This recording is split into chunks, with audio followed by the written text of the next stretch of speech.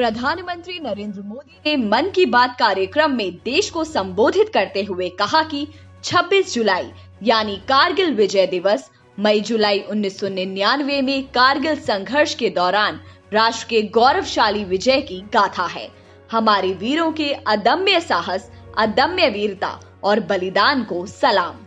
प्रधानमंत्री ने कहा कि पाकिस्तान ने बड़े बड़े मंसूबे पालकर भारत की भूमि हथियाने और अपने यहाँ चल रहे आंतरिक कलह से ध्यान भटकाने को लेकर दुस्साहस किया था, जबकि भारत पाकिस्तान से अच्छे संबंधों के लिए प्रयासरत था।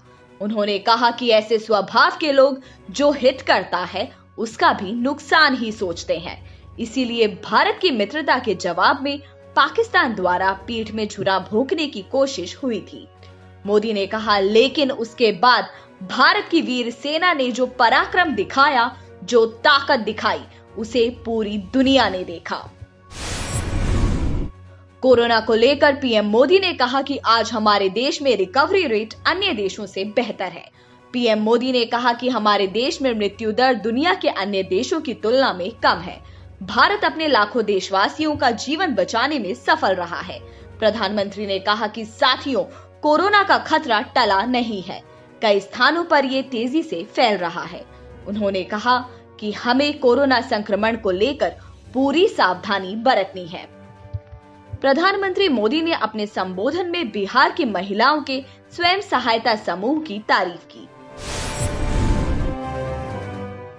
पीएम मोदी ने कहा कि बिहार में कई विमेन सेल्फ हेल्प ग्रुप्स में मधुबनी पेंटिंग वाले मास्क बनाना शुरू किया गया है और देखते ही देखते ये खूब पॉपुलर भी हो गए हैं।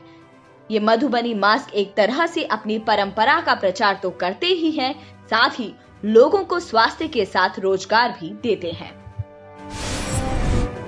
नैनीताल हाई कोर्ट ने पौड़ी और टिहरी जिले में गंगा किनारे संचालित शराब की दुकानों को सील करने के दिए आदेश।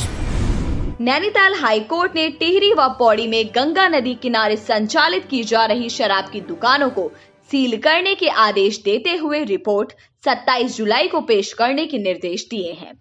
टिहरी के शराब कारोबारी अरविंद राणावत ने हाई कोर्ट में याचिका दायर कर कहा था कि उनको टिहरी जिले के देवप्रयाग में शराब दुकान आवंटित हुई है, लेकिन गंगा नदी के दूसरी ओर जो कि पौड़ी जिले में है, वहां जिलाधिकारी पौड़ी की ओर से प्रवीण सिंह राणा को शराब की दुकान आवंटित की गई है, जो मोबाइल वैन से भी शराब बेच रहे हैं।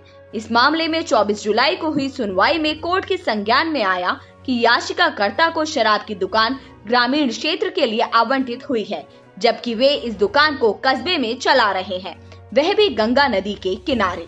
उधर गंगा नदी के दूसरी ओर पौड़ी जिले में आवंटित दुकान भी नियम विरुद्ध पाई गई है।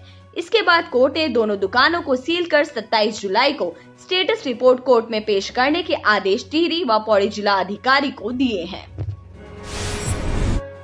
संचार सेवा से जुड़ी उत्तराखंड की निजमुला घाटी। गोपेश्वर जिले की निजमुला घाटी संचार सेवा से जुड़ गई है। घाटी में पहली बार जब टेलीफोन की घंटी बजी तो ग्रामीण झूम उठे। ग्रामीणों ने एक दूसरे को मिठाई खिलाकर बधाई दी।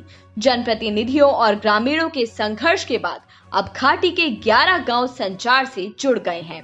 निजमुला घाटी के इरानी, पाड़ा, झिंजी, पगना दुर्मी, गोड़ा, धारकुमाला, निजमुला, ब्यारा, सैंजी और गाड़ी गांव के ग्रामीण आज भी सूचनाओं के आदान प्रदान के लिए चिट्ठियों पर निर्भर रहते थे।